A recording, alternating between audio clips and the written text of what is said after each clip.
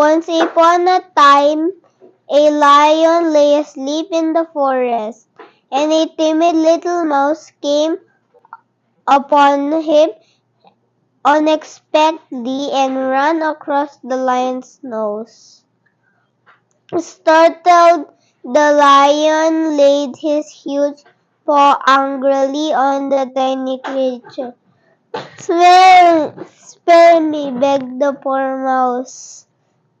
Please let me go, and someday I will surely repay you.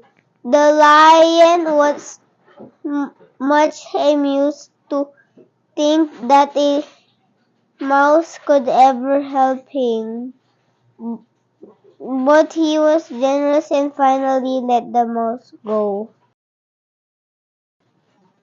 While hunting in the forest, the lion became trapped in a hunter's net. He was unable to free himself and roared angrily.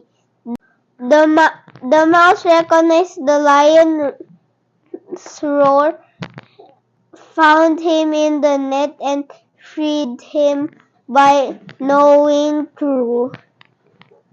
One of the ropes, and soon the lion was free.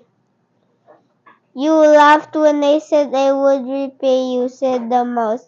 Now you see that even a mouse can help a lion.